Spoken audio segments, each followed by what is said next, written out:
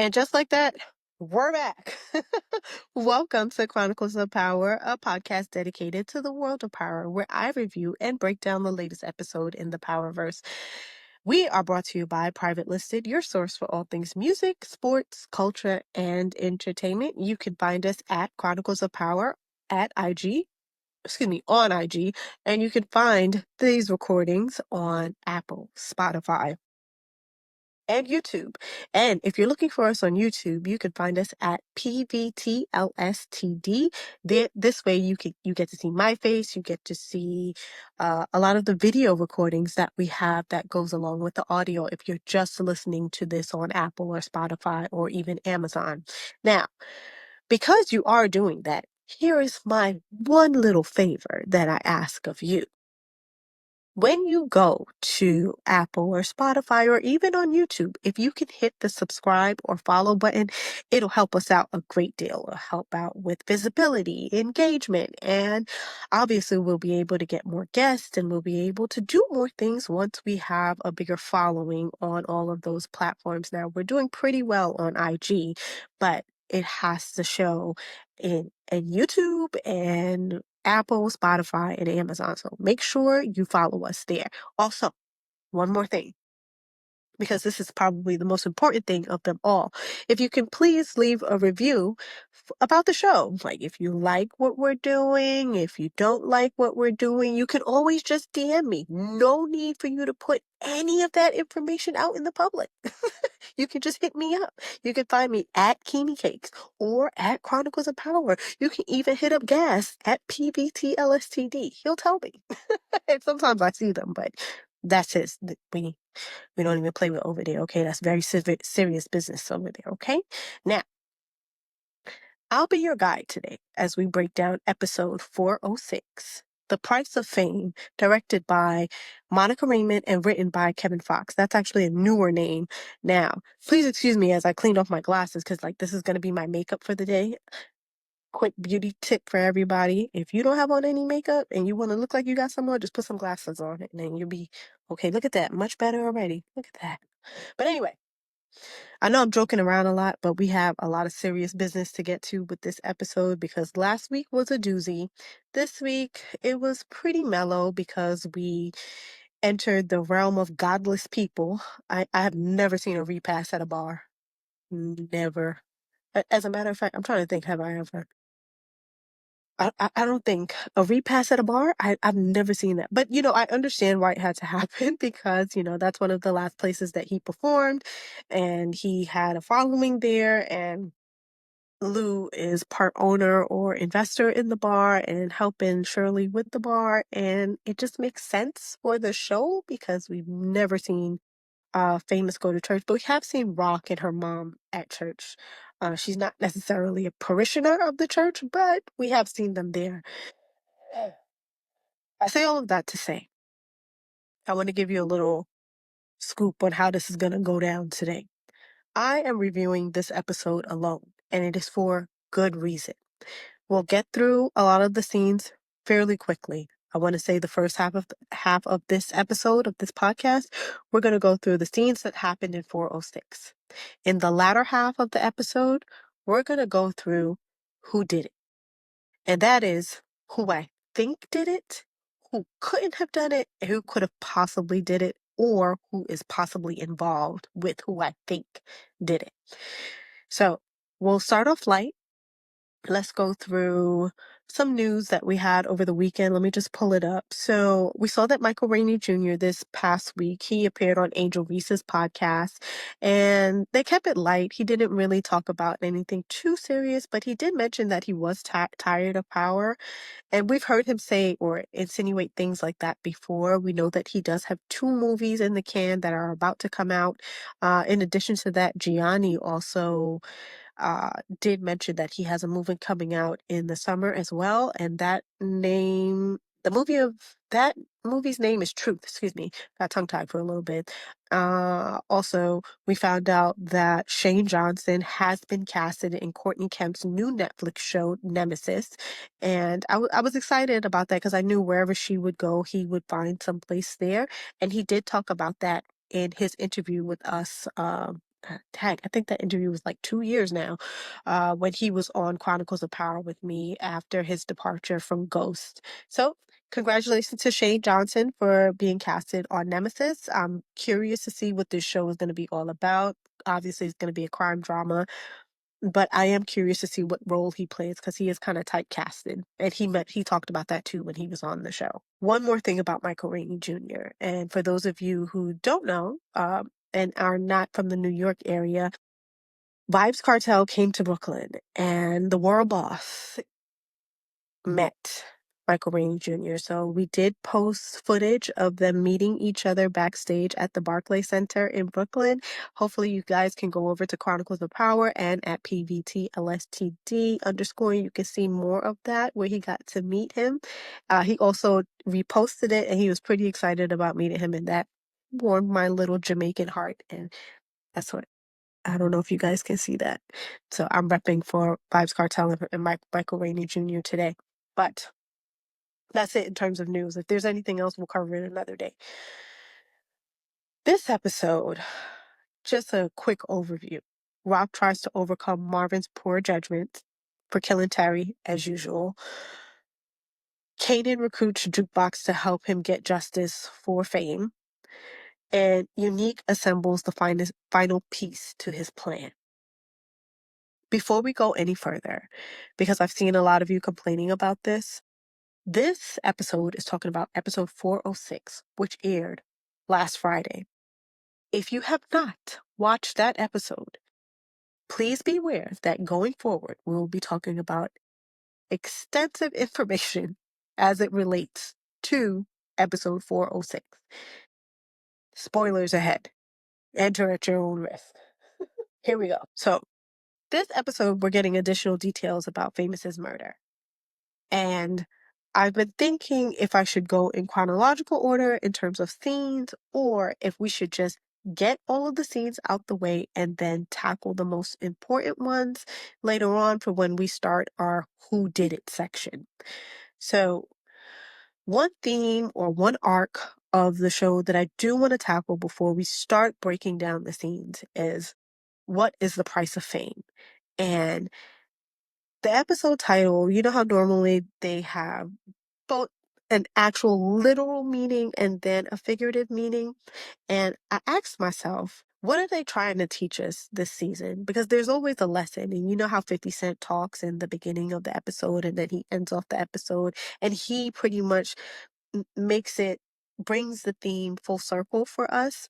And I asked, is the price of fame going to cost friendships? Is it going to cost relationships? Is it going to cost your familial ties? Or is it actually going to cost actual money or your freedom?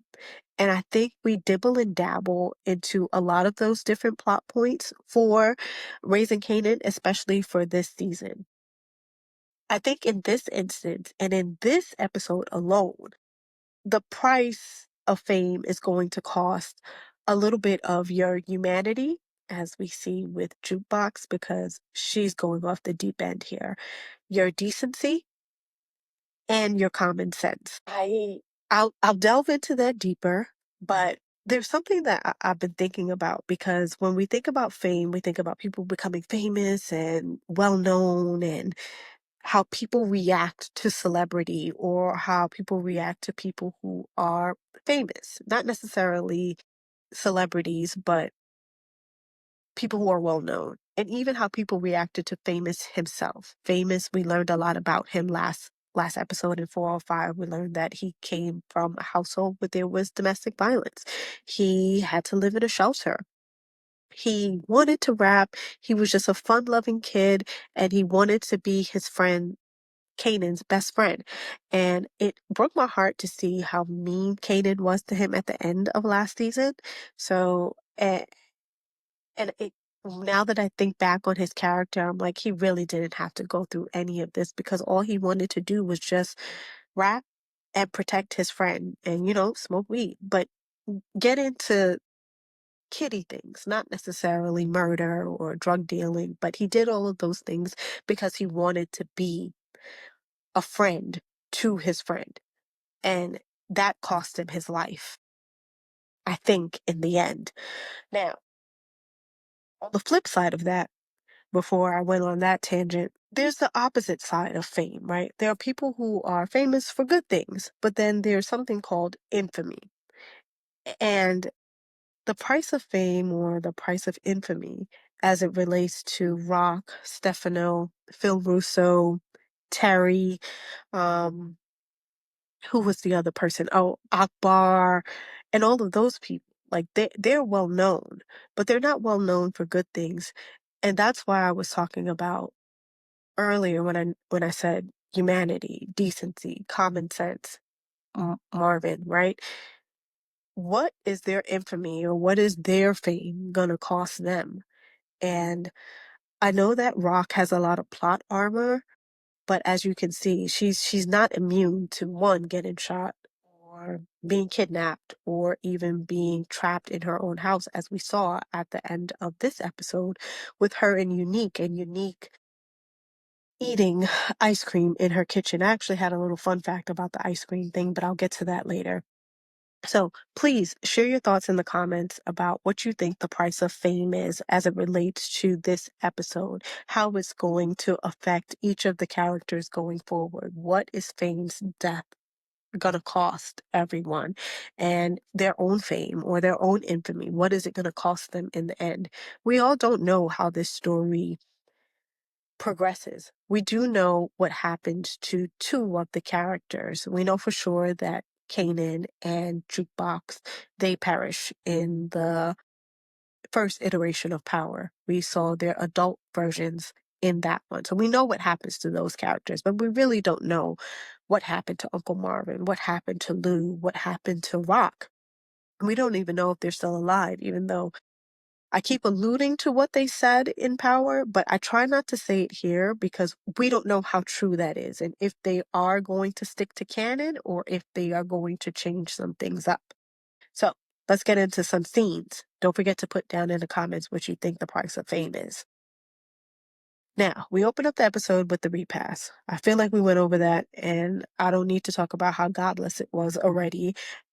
But what we do need to get into is Unique going to Phil Russo again.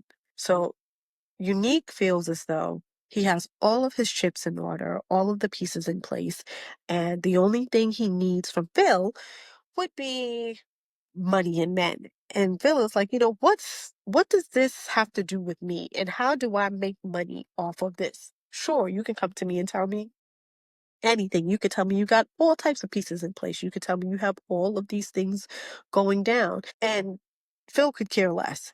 And honestly, I don't think the audience does either. The audience just knows that Unique is coming in with misinformation. He is making a lot of mess for Rock, for someone who didn't really do anything to him. And they don't really care that he's trying to avenge something that he just made up in his mind. The only thing that they do care about is like, okay, when are we finally, one, gonna reveal that he's alive? Two, when is he gonna find out the truth that she didn't have nothing to do with this? So that's pretty, or at least those are my concerns at this moment. I don't really care what pieces you have in play to tear down this women's organization. I just want to know, when are you gonna find out it wasn't her that tried to kill you? And Phil, in a manner of speaking, keeps telling him your girlfriend, like he keeps saying your girlfriend to him and it's pissing him off. And saying, hey, I didn't hear that she was the one that tried to kill you. But he gets upset. He's like, how would you know who tried to kill me if you saw the scene. But I think you need, regardless of what's happening with his brain, here's a question that I have for you guys. Was Unique as formidable of an opponent to Rock then as he is now?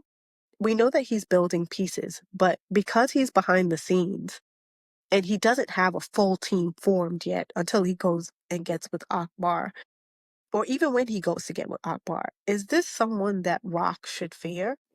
My gut reaction is, right now we see that Marvin and even Lou to an extent have they have Rock's back, and she still has Stefano behind her. So she does have muscle. We don't really see a lot of the people who work for her because for right now, we've just been focusing on her and her brothers and the family and what's happening with them. But we do see Kanan's minions. We see them hanging out in his apartment or in his old apartment that he shared with Famous. But we don't really know who works for Rock. And maybe it's because she's so far up the totem pole that she doesn't even have time to talk to, mobilize, or give instructions to the people who are under her, similar to like what Kanan is doing. So we don't know who she has behind her or who is protecting her, who is going to be on the front lines when she does in fact go to a war with what's his name? Unique. Sorry, I lost my train of thought for a second. But she goes to war with Unique, which I feel like is what they're building up towards. But he does get the okay from Phil. Going back to what we were initially talking about, he does go get the okay from Phil to get manpower from Akbar, and we do see that later. He meets with Akbar, and they come at a price. They come together for a price, and he says, "It's okay, we got it." The only thing that I kind of was annoyed about was that I wonder if I should mention this now. Unique hasn't seen his child or his actual girlfriend because he was pissed off when Phil was calling Rock his girlfriend. He hasn't gone to see his child or his actual girlfriend, Pernessa, this whole season. We are 6 episodes in. Can you believe it? We only have 4 episodes left, but he hasn't gone to see her. But my man went to the tailor, got a new suit, got turtlenecks, leather vest, all the chains. They bought out about 6 chains for him. He was like, give me all of them, right? He did all of this to go meet up with Akbar and then go sit in Rock's kitchen? You ain't think you should go see your family? I can't even believe my man went and got a Ricky Lake makeover and then just went someplace else. Didn't even go see his kid and his girlfriend, but that sounds about right, don't it? Sounds just like a man to go visit some other bitch and his kid and his girl at home. Look, moving on. All right. Rock and Marvin. So after the whole scene with Phil and then the repass, so Rock and Marvin, let's get to Rock and Marvin. Rock and Marvin, they meet with David. And David is flamboyant. He's going through the office matches my brother's personality, and I want it to match mine. Should we go with yellow or green? And they're like, we don't care what color you turn this office into. We need the trucks to move. So they're trying to make sure that everything is still moving, even though Marvin went in and shot Terry and killed him. This was the man, the brains behind the operation, and not just the social event coordinator who David, my cats are in there going crazy, y'all. And not who David plans to be. He's planning a whole prom.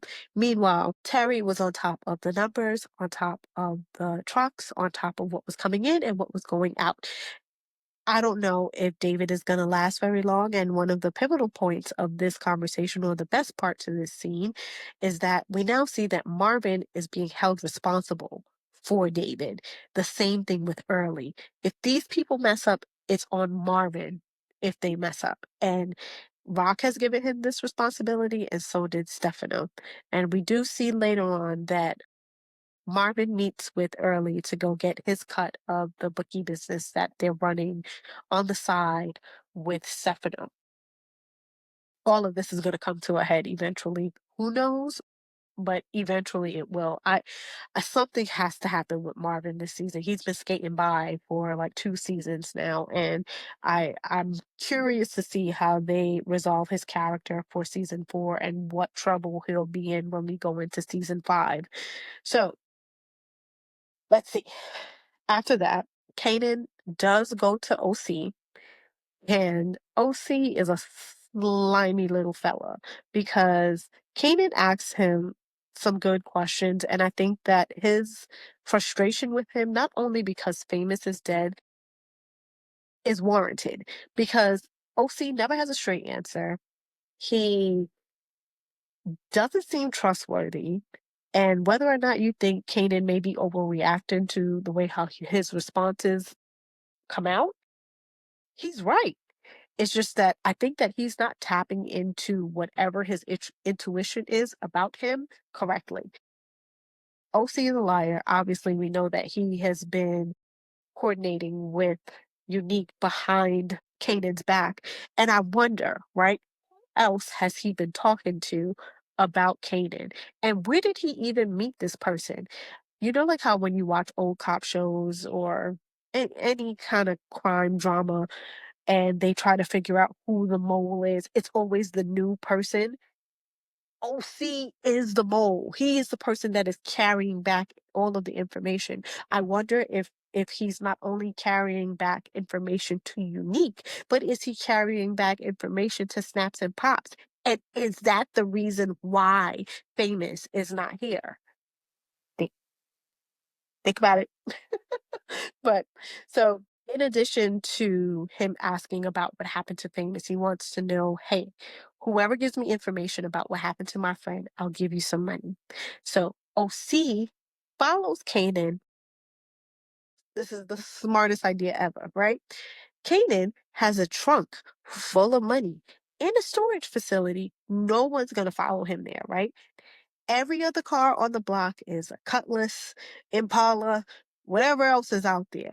One black Mercedes Benz is driving to the storage facility, and OC follows him, and it's very inconspicuous. No one is gonna pick him out. It's he just has one big trunk full of money. So the only thing is that obviously they would have to find which storage room it's in. But he does know where the storage facility is. So anyone could follow him in there and rob him. That seems like what the setup is gonna be, but we'll see what happens. All right. Lou. Lou is now at the AA meetings, right? He didn't drink, finding out about Famous since he's not drinking anymore. He doesn't know who he is now, and he doesn't know what to do about all of the emotions that he's feeling, whether it be about his mother, whether it be about Famous, and whether it be about what he's doing in the music industry. We saw that later in the episode after this scene that I'm talking about. He does say to Jessica, like, I don't even know if I want to do this. Like, he just doesn't have the heart for it anymore. And you can see that Famous's death is affecting him, which is why I don't know why you people in the comments are saying that it was Lou or anyone in the Thomas family. But we'll get to that. Remember, I said we're going to talk about who did it, who didn't do it, who could have done it later. So, but he is going through the motions right now, and he is mourning Famous. He is mourning the friend of the family, and he does go visit his mother.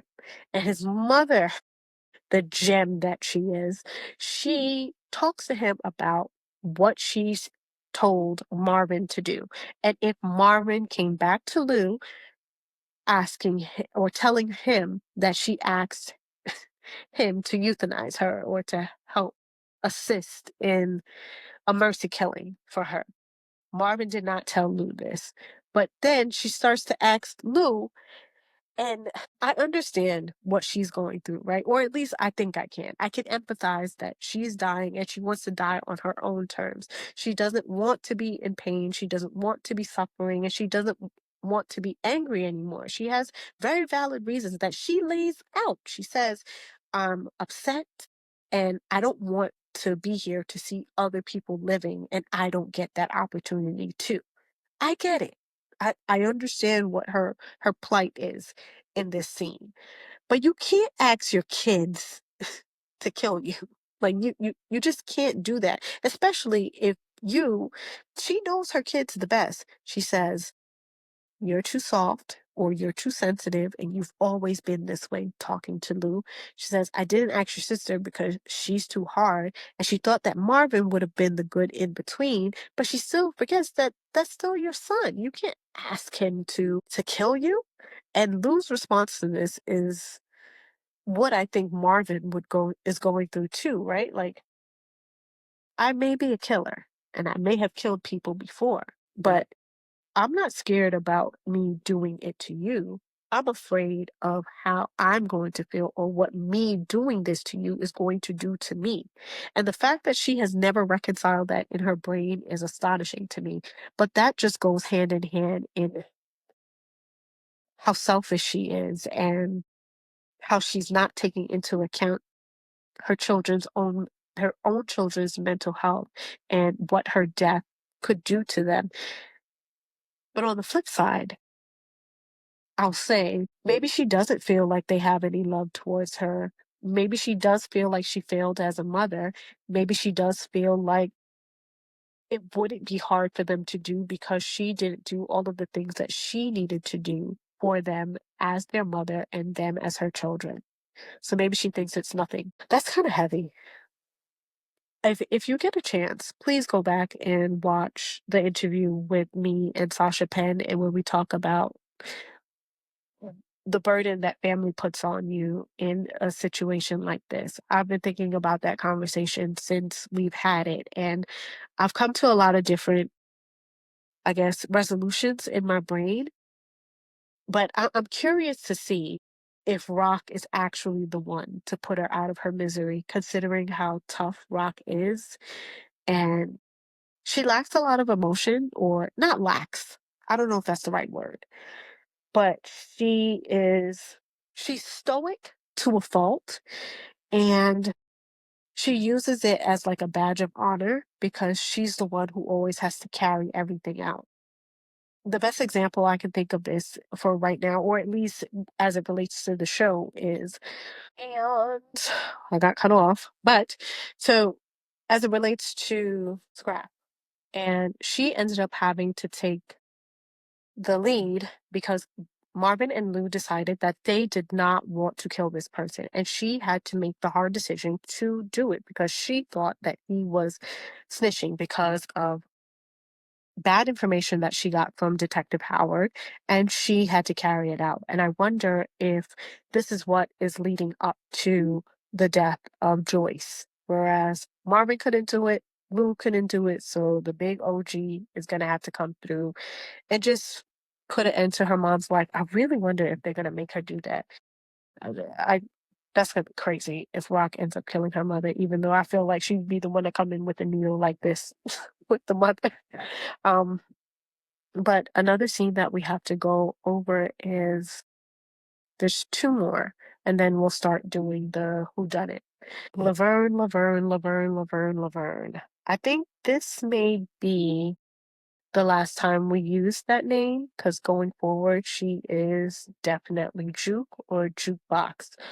Um, we met Laverne in season one, and we met more of Laverne in season two when her mother was there. And now we have found that switch that has turned off, and now she is like her dad or what her dad doesn't want her to be. And the conversation that Jukebox has with Marvin, I think is very telling, especially because there's something that happens where he says, I don't want you to be like me. And if you're feeling that you're anything like me, you need to run away from it. Whatever it is that is happening to you, whereas you feel like you see yourself in me or it has always been within you, try as hard as you can to run away from it. And it brings me back to something that older Kanan says, when he says, killers are born, they're not made. And it has always been in Jukebox, as far as we know. And he asked her, I love their interactions, by the way. He asked her, what is it? What is making all of this pile on, or what is making you feel this way? Why do you need to take my gun for target practice? Why do you need to be angry? What is going on? Listen, I understand that your friend is gone. And if it was me, I'd be painting this town red. And we know that Marvin would go up if this happened to someone that he loved. And she says the best answer that I think she could have given in this moment. And I want to make sure that I read this properly. And she says, it's all of it. It's being back home from the army, it's the army, it's fame, it's all of it. Everything. It's not just one thing, it's everything. And that brings me back to when people used to complain about what's gonna turn Jukebox into the person that we saw before in Power. So much stuff has happened to this girl. It's not gonna be just one thing. Remember, she had a huge fight with her father where he fought her like she was a boy or a guy on the street, choked her out, everything, body slammed her, everything. Like she wasn't a little girl. At that time, she was only 17 years old. Her mother made them try to pray the gay away, and they beat her throughout a prayer session. Not only did that happen, but then a few months later, her mother gets shot dead at her aunt's house before she can even make it through the entryway. She gets shot and killed. Her father gets shot, didn't know he was gonna make it. Then her cousin's best friend, or they were all a little friend group, gets killed. But prior to that, her cousin makes a bad drug that kills her first love, her girlfriend, and she's still cool with him. She just chalks it up, oh, it's a part of the game. And we don't even know if she chalked it up to that. We just know that she keeps going. She keeps trying to find a way. She keeps trying to find an escape. She keeps trying to not be pulled in by the family business, but now she's here. That's it. She's not in school. She's not in the army. She's just around. And what she's around is what the family is doing. They're all drug dealers. The grandmother is dying. There's no levity. She only has her father around. The mother is dead. And Kanan is shacked up with the girl that tried to get her jumped. And her singing group has gone kaput. The girl who she was in love with from the singing group said, "Forget this, I'm leaving," went away to school at Spelman. And when she came back there, she asked her to visit her, and she was just like, "Nah, that's not going to work for me." So, yeah, this is where you get her scratching the gun on her head because now it's up. It's over. If you ever thought there was ever a chance of Laverne coming back, it's Jukebox going forward. Nothing else. And I'm sorry that it had to be this way. We knew that the turn was coming, and here it is.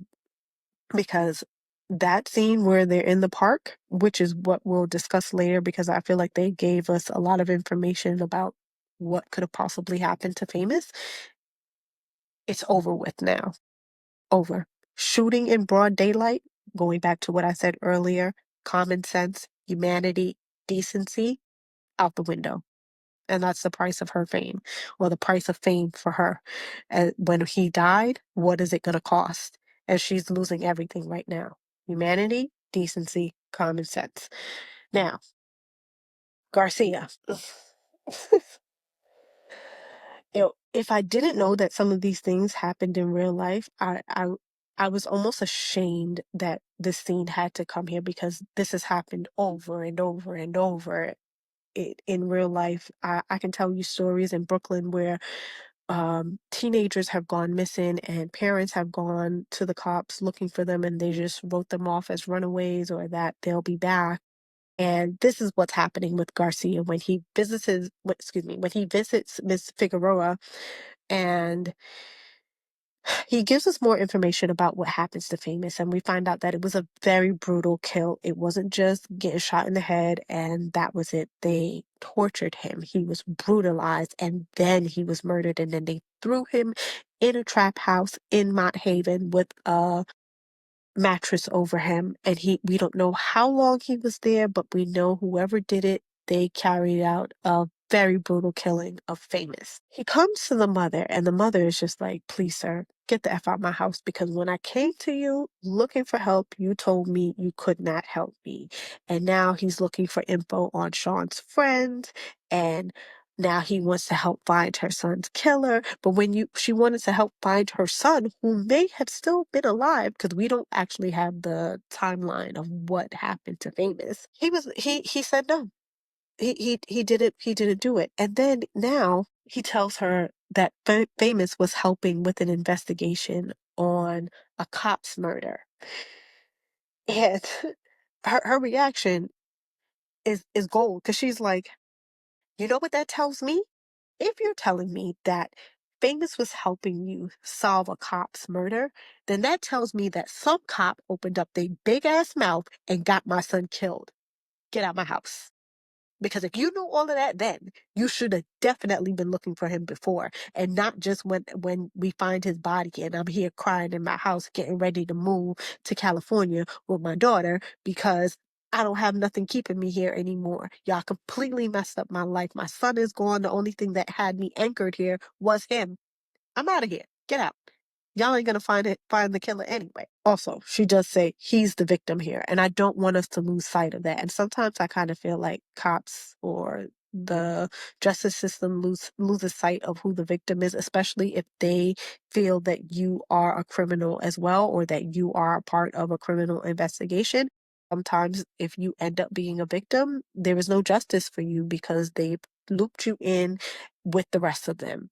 Oh, you were a criminal, then you got what you deserved. And there's no need for us to go looking for you or to go avenge you or to find justice for you because you were one of them. And you can see that she's frustrated by that. Garcia, I don't know what he's going to do or if he's going to be able to find and put together the pieces to connect who may have harmed Famous or did this to Famous.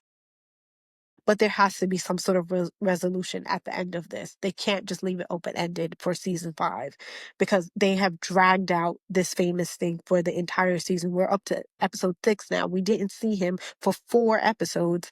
And in the 5th episode, we find out that he is dead. And then in the 6th episode, we're still dragging it out because now we need to figure out who killed him. Other quick hits. Let's see. We talked about Unique going to Ricky Lake.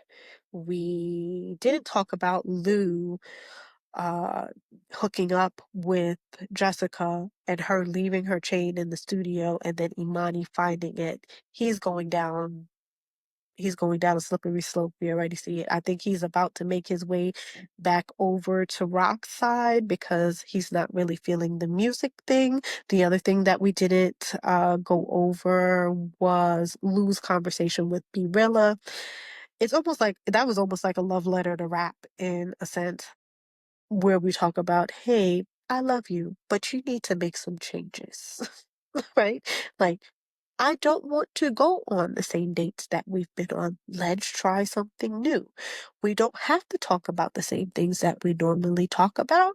We can talk about them, but like in a new and innovative way. How about that? Right? And Birilla, like most disgruntled boyfriends or spouses or partners, like, well, you liked me before. What's the difference now? Why do you want me to change now? And it's called growth. We are growing together. We have to keep going and evolving. But all of that is not music to Berilla's ears. And Lou is already annoyed because 1, Famous is dead. 2, you're not making the music that he wants to make. And your raps are kind of tired. You're doing the same repetitive stuff over and over again.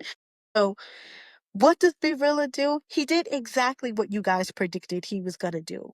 He is gonna set up Lowell. So he goes to somebody named Kenyatta. Yo, it's so crazy that he goes to someone named Kenyatta to to set up Lowell to rob his house. And a lot of you have predicted that he's going to set him up, and so said, so done. There we go. There was a meeting between Stefano, Rock, and Hafiz where they come to an agreement, and they are going to go into business together with the poppy field. So this way, at least they have another connect coming in. That tells me that David and because of the relationship that is messed up with Wong, they're probably going to be obsolete in a little bit because they've already started a new connect with Hafiz.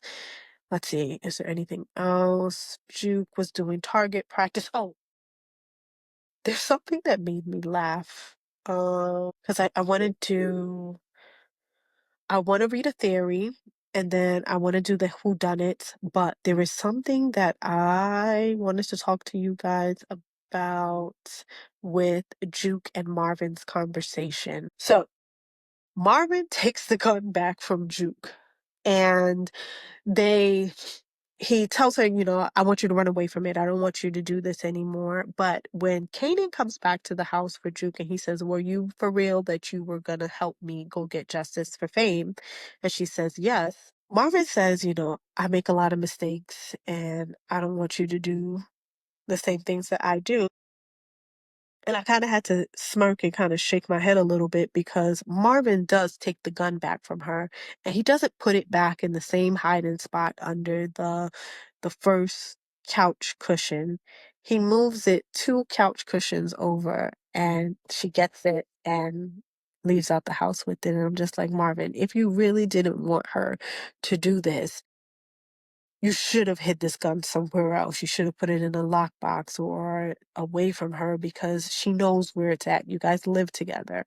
And I just had to shake my head because I keep going back to he never misses an opportunity to miss an opportunity. And this was the opportunity to keep his daughter out of the life. And now let's go to who done it.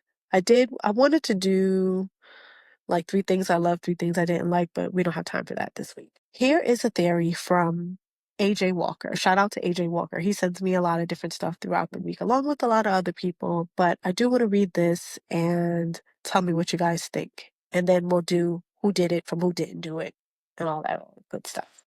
I'm really starting to think Rock did it. Here's motive.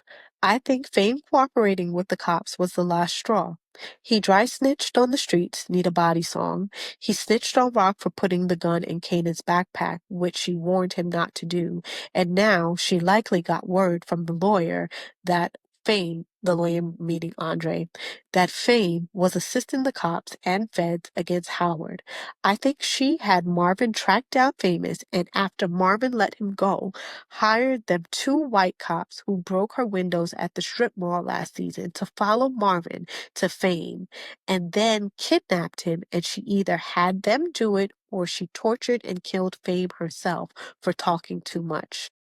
To me, they're dragging this famous storyline out way too long for it to be someone minor like Snaps or Pop or even Marvin, and it's going to have to be a major reveal by the end of the season as to who did it, and Rob makes the most sense because it's going to break up the family and change the entire trajectory of the show. Here's my question to you.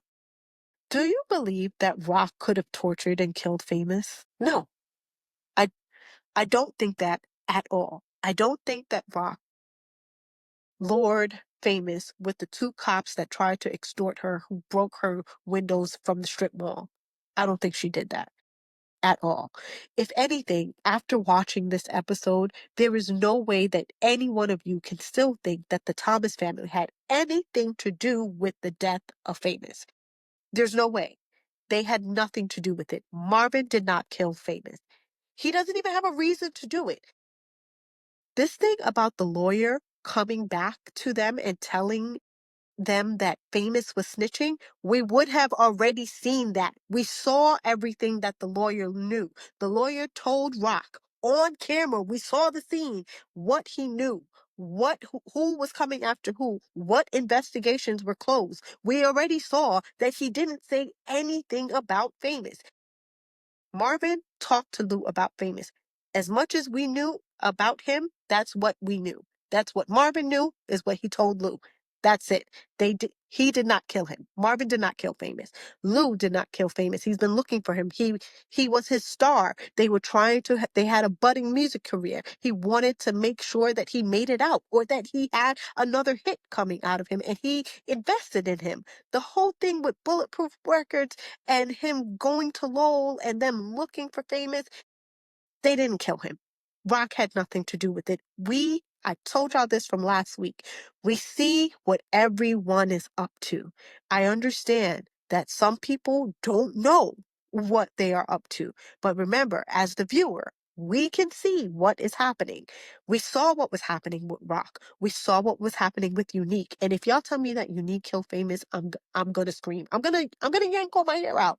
How could Unique have killed Famous? He was in the vet. He was on a doggy table trying to get his brain back together. Okay, he did not kill Famous. He could barely walk and talk for the throughout the time that they were searching for Famous. And when he finally came back, he was on another agenda. He didn't give a f about Famous. Who did we go through? We went through Marvin, Lou, Rock, Unique, who's another person, a cop, Howard. Howard was dead. Howard is dead. He did not kill Famous. He didn't kill Famous. Who you should be looking at, right? If I had to be a guessing woman here, would be OC. If there is a cop involved, maybe the other cop, the Fed that was, what was his name? Was it Noah? That was working alongside Garcia, and Snaps and Pops. Because those are the people that we are not around all the time. We don't know what OC went back and told anybody. We only know that he has been a traitor so far and told unique stuff. We don't know if he has ties to Snaps and Pop because we don't know where he came from. He's a new character. I don't even know how Kanan knows him. Did they go to school together? Was he sent to help him because Snaps and Pops thought that he would be a good fit? Was he one of the couriers that used to work upstairs with the white guy? We don't know. Also, through the scene, there's one scene that I left out that we didn't go over, and it's when they're in the park and we talk about the common sense, decency, and humanity part about Jukebox losing all of that. She asks them, and let me just make sure because I wrote this scene down. There are three things that Freddy's crew said. So if anyone was thinking that it could have been Freddy's crew, we didn't do shit to Kanan or to Freddy. He stole from us the same way how he stole from everybody else. So we aren't killers. We are not out here trying to avenge Freddy. He was bad to us. It's good that he's dead. Not that it's good that he's dead, but I mean, like, we're not really going up for him. He treated us bad. Right? So then they say, this is the second thing. I heard it was police who dropped Fame. And here's Jukebox's retort to this. Why the hell would they kill someone that they're trying to lock up? Right? Like, we know that he got arrested. Why would the cops kill him? Please think about that. Please, guys, please. Third thing. People are saying Fame knew about some cops being dirty. They got scared of him talking, so they snatched him up and put him down. And at this point, Kanan is like clenching his butt cheeks because he's like, is he talking about my father? Is he talking about my father? Is he talking about Thomas? Because he's looking around now and Jukebox, she's going off the deep end. And he's like, hold on, Juke. I think some of this stuff may starting to all piece together now. And he says, maybe he ain't lying, Juke. Because because Kanan is putting together, did he know about Howard? What could he have said about Howard to the cops when he got locked up? So let's bring it back a little bit. Think about it. Maybe, I'm not saying that that is completely true, but maybe this is the information that is out there that could have got Famous picked up by, like I said, Snaps and Pops. Snaps and Pops could be putting this information out there, and they could have heard that Famous was talking to the cops. Maybe they're putting out there that he did know about a dirty cop, or maybe he didn't, because as far as we know, Famous didn't know that Howard was dirty or that Howard was doing things behind the scenes for Kanan or for Rock. His intel was very limited. Well, the only thing that he knows is that he got him out of jail that one time. And that doesn't make a dirty cop. It makes my friend's dad or somebody that knows the family. So here's what I ask you. How do you feel about AJ Walker's theory? Do you think that Rock has the capacity to reach out to cops who try to harass her, have them pick up Famous off of rinky-dink intel, torture him, brutalize him, and then kill him and dump him somewhere? I'm not too sure about that. But hit me up via DM. You can also write in the comments on YouTube. Don't forget to subscribe. Hit the notification bell so you know when new episodes come out, because we do have some more guests coming up this season. And leave a review. Have a good week, guys.